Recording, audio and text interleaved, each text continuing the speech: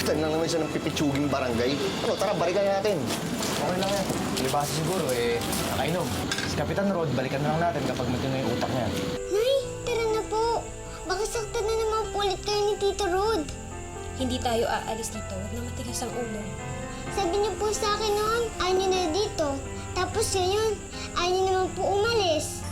Maya, kamusta ka na? Ang nanay mo? Nakipagbati na si Nanay kay Tito Rod, kaya hindi niya siya sasaktan nun. Sabi ng anak mo, nakipag-ayos ka na raw kay Rod. Naisip ko po, kukunin ko na lang po muna yung tiwala ni Rod.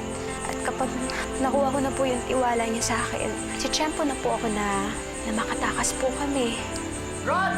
Eto nga, Rod, oh! Nag-uusap na naman sila ni Juanin. Sigurado may pinabalak na namang hindi maganda to. Ayan ka na naman, Miding eh.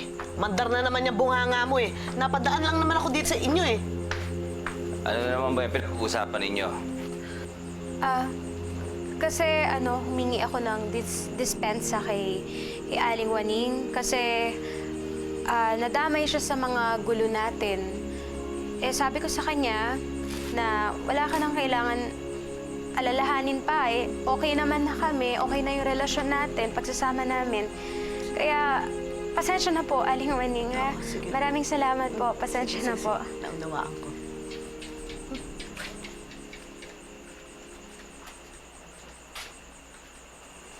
Kahaw, umamin ka na. May pinaplano kayo, di ba? Umamin ka na. Nararamdaman ko eh. Chameding, wala po akong ginagawang masama. Ngayon, kung ayaw niyo pong maniwala sa akin, wala na po akong magagawa. Rod, akyat na tayo kasi baka lumamig na yung hinaing mo.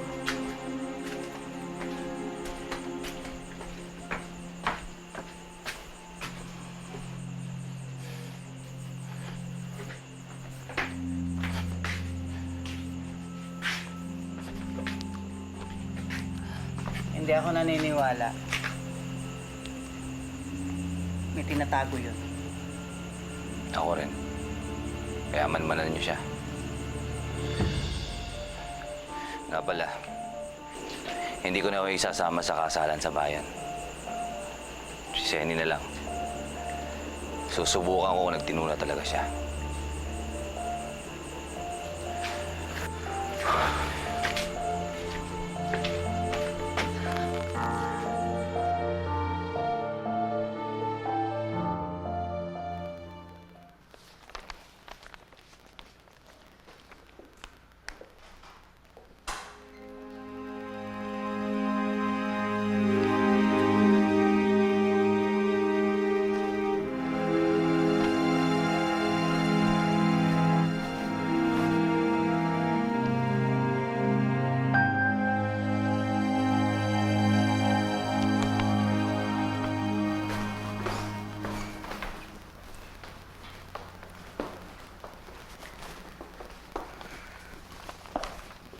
Ma, gabi na. Ba't di pa po kayo nagpapahinga?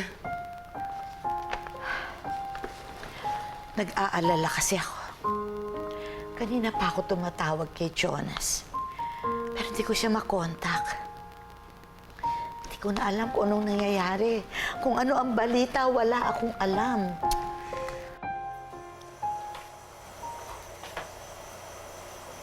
Nako. Nagdadrama na naman yung iba dyan. Papansin kasi, gusto magbukang kawawa. Wala na kasi siyang kakampi. Maski nanay niya, ayaw na sa kanya. Hindi totoo yan. Bawin mo nga yung sinabi mo. Bakit ko babawiin? Ayaw mo pang maniwala. Nakakita mo naman na kami nang inaasikaso ng nanay mo. Bakit mo ba palagi akong inaaway? Alam mo kung bakit? Dahil mga agaw ka. Kayo na nanay mo. Kaagaw ko kayo kay tatay. Ayoko naman talaga maging tatay ang tatay mo, eh. Bakit hindi ka pa umalis? Para wala nang sapi dito sa bahay namin. Gustong-gusto ko na talagang umalis kasi mga silbahe kayo. Pero ayoko iwan si nanay. Di isama mo. Ay, sorry. Hindi nga pala pwede. Kasi mas gusto niya na dito sa amin kesa sa'yo. Bawiin mo yung sinabi mo! Lumalaban ka na, ha?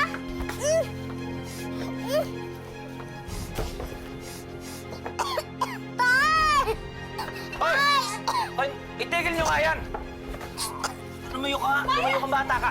Ikaw, pasimuno ka ng away lagi, ha? Masyado kang pasaway, ha? Di ba sabi ko sa'yo, magpakabait ka, ha?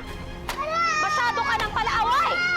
Akala mo kaya mo na ang lahat, ha? Ba sabi ko sa'yo, magpapakabait ka? Pumunta ka nga din sa kwarto.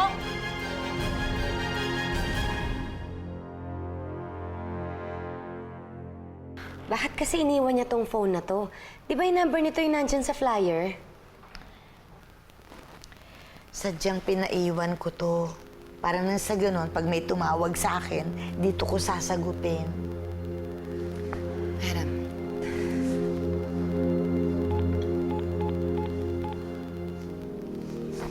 I'm sorry, all circuits are busy.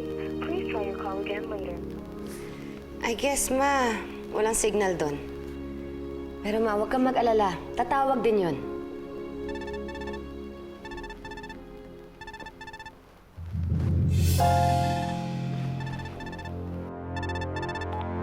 Hello? Sino to? Kayo ho ngayon naghahanap doon sa Isabel. Alam ko ho kung nasaan ho siya.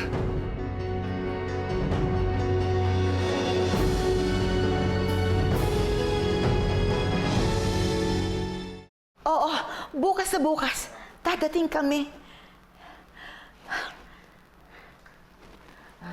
Scarlett, ito na yung hinihintay natin. Nagbunga na rin ang matagal nating paghahanap.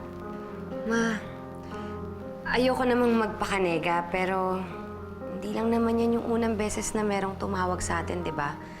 At lahat sila, ang gusto nila makuha lang yung reward. Pero hindi talaga nila alam kung nasan si Isabel. Paano kung aasa na naman tayo niyan? Hindi, iba ito. Ito yung resulta ng pagpunta ni Jonas sa probinsya. Kailangan malaman to ni Jonas at siya yung makikipagkita dyan sa lalaking kausap mo. Hayaan mo na si Jonas. Tayo na lang ang pupunta roon. Makikita na rin natin ang anak mo. Mahahanap na natin ang anak mo. Sige po, Mama. Sabik na rin naman ako makita si Catherine eh. May uuwi ko na rin ang apo ko. May uuwi na natin.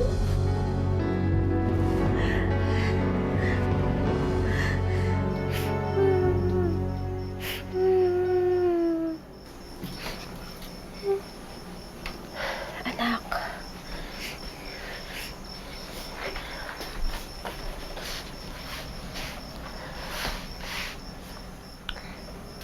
Galit po ako sa inyo. Anak, sana makinig ka muna sa mga sasabihin ni Nanay. Alam ko na po sasabihin niyo. Hindi niyo po ako mahal. Hindi totoo yan. Totoo po, kasi mas gusto niyo pong kumampi sa nila. Kahit ako na po yung inaaway, kampi ko pa sa nila. Tapos, pinalo niyo pa po ako. Anak, kung alam mo lang, hindi kita gusto paluin. Aalisin lang po ako. Total, hindi niyo naman po ako mahal eh.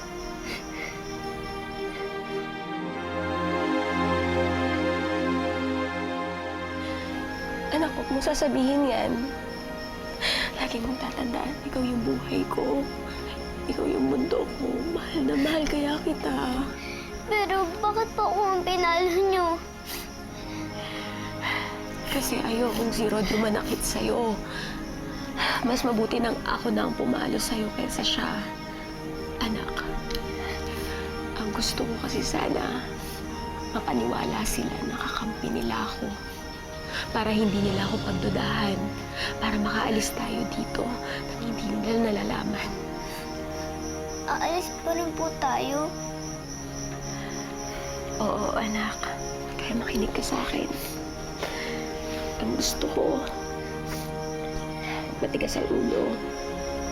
Kahit tinutokso ka nila, kahit naasar ka nila, kahit sinisigawan ka nila, kahit pinapagalitan ka nila, huwag kang lalaban. Ha? Dahil ayoko mapalo kita.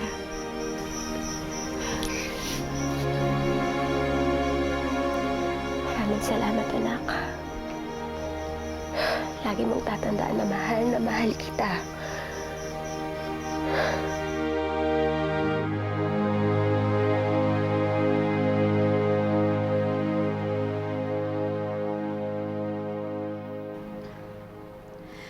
Here we go again. Kailan ba matatapos tong paghahanap kay Isabel? Hindi ka pa ba nasanay? Ay nako, hayaan mo na, Scarlett, ha? High hopes pa naman si Madam ngayon. Wala akong pake. Palagi na lang ganito. 6 na taon na, give me a break. Shh! Scarlett, tone down. Baka naman may makarinig sa'yo dito sa bahay. Sige ka. Gusto mong mawala ang tiwala sa'yo ng mother-in-law mo? Hayaan mo na. You know, think of the bright side of it. This can be a great opportunity for you. Na ano? Na makagat ako ng lamok, tapos magkakaroon ako ng malaria? Alam mo, kahit hindi mahanap yung bata, okay na ako. Okay na ako. Yes, but it can be better. Let's face it, alam ko masaya ka na sa natatanggap mo sa kumpanyang to. Pero alam mong barya lang yan kumpara sa kung anong meron talaga sila.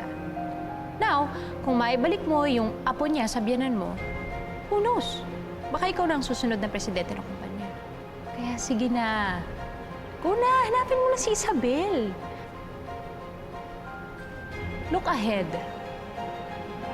Presidency. Sorry.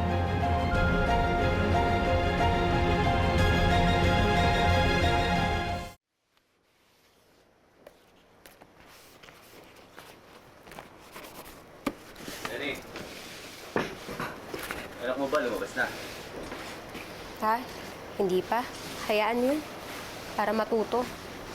Habang bata pa, tinatanggalan na ng sungay. Hindi yung pagtanda. Mahirap nang tanggalin ang masamang ugali. Tama yan. Pero kung ayaw sumunod sa'yo, sabihan mo lang ako. Ako hindi disiplina dyan. Sigurado ako titino yan. Magandang araw po! Kap! Kapitan, si Maring po! Nasaan ba tiya meeting? Umalis kasama ni April. Kap, ito na po yung collection natin. Ikaw na muna lumabas. Kunin mo yung pera. Bibis lang ako.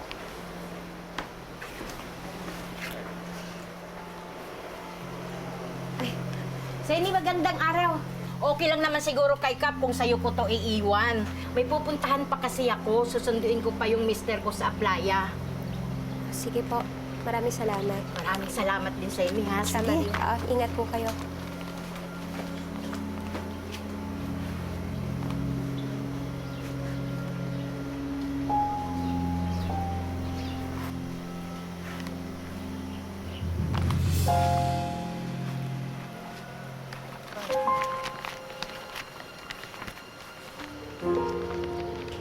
Hoy! Sinasabi ko na nga ba? Iba kinikilos mo eh. Pinagnanakawan mo si Rod, ano? Wala po akong ginagawang masama. Wala, kitang-kita ko kung kaya mong paikutin si Rod. Kasi ako hindi. Lagot ka ngayon. April! Tawagin mo tatay mo din eh. Tawagin mo. Tay! Tay! Wala po yung ginagawa. Aray! Wala pala. Aray! Nasasaktan po ako! Aray! Oh, wala po yung ginagawa. Tay! Sila Miding! Nahuli si Rosazali na nagkanaka sa inyo!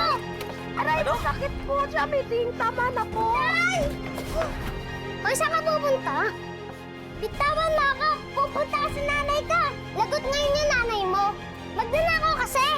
Hindi magnanakaw ang nanay ka. Aray! Masakit po, Aling Meding. Ano ba yan? Yung kutapang mo. Ano ba yan? Ayan! Maliwanag ka ngayon. Ayan, Rod. Huling-huli ko. Ninanakawan ka. Rod, hindi totoo yan. Tigilan mo ng kaaarte mo. Hindi po totoo yun. Maarte ka. Akala ko ba nagbago ka na? Yun naman talaga yung ginagawa ko eh. Kasi ayokong magalit ka, kaya yun yung totoo. Paano pa ako maniniwala sa'yo ngayon? Rod,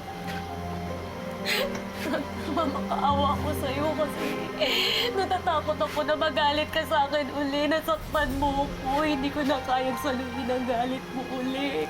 Kaya ginagawa ko to para makita mo na maayos na ako. Nagmamakaawa ako sa'yo, Rod.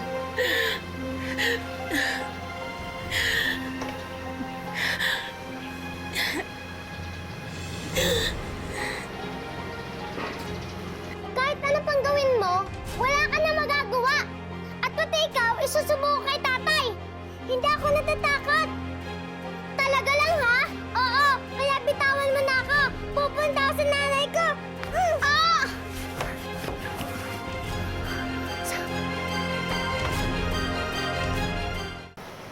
Nagmaawa ka naman sa akin. Wala akong ginagawa sa'yong masama. Nay! Tito Rod, huwag niyo po sasaktan sa nanay ko. Pwede ba? Tumahimik ka, ha? Baka ikaw ang patulan ko. Ano nga yan? Hindi mo man lang patuturuan ng leksyon itong babaeng to. Kitang-kita ko. Dumating dito si Maring, binigyan siya ng pera. Tumukot siya. Inilagay niya sa kanyang bulsa. Huling-huli ko pinagnanakawang ka, Rod. Huling-huli ko. Kitang-kita ko.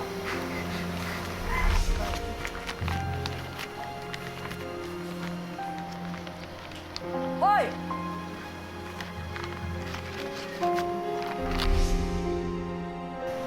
Pwede ba tigilan niyo si Senny? Wala namang bawas yung pera eh. Ha? Gumagawa lang kayo ng kwento. Pero Rod,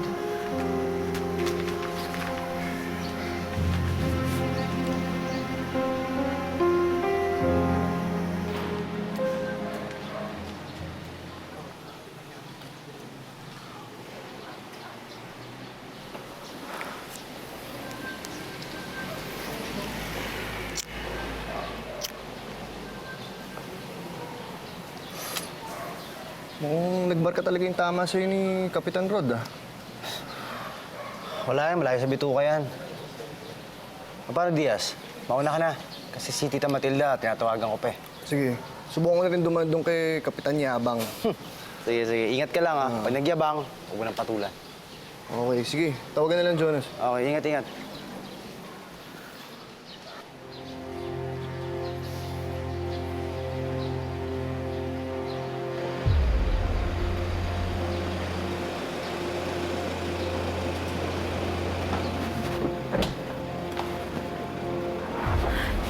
Jonas! Tita! Nandito si Isabel. May nakakita sa kanya. Sigurado nandito rin ang apo ko.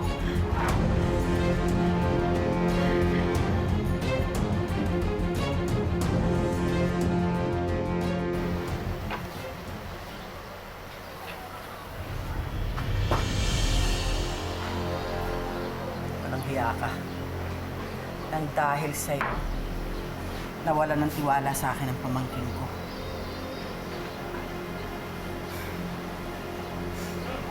Kayo po yung bintang ng bintang sa akin. Paulit-ulit ko nang sinabi sa inyo na wala nga po akong ginawang masama pero hindi po kayo nakikinig sa akin. Kayo po yung sumira sa tiwala sa inyo. Nakalusot ka ngayon. Pero hindi nagbabago ang pagtingin ko sa'yo. Alam ko, may tinatago ka. At hindi pa ako nagkakamali ng hinala ko sa mga tao.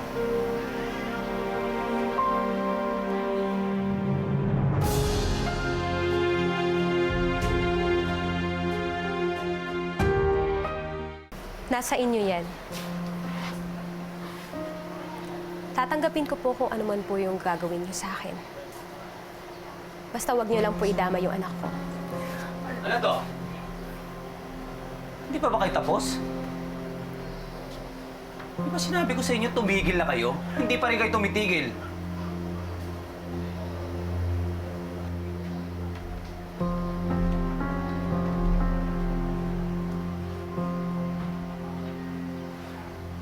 Kaya mo na yun.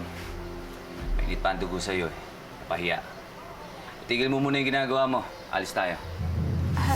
Saan tayo pupunta? Sa bayan, sa kasalan. Bisa mo magbihis. Nakakaya dun sa naanakin ko.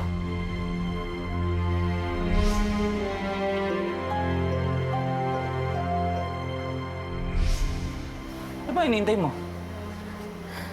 Rod, ayoko sumama sa bayan.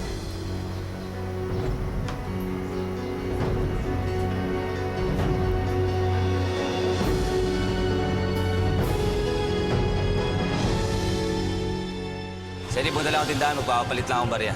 Oo, sige.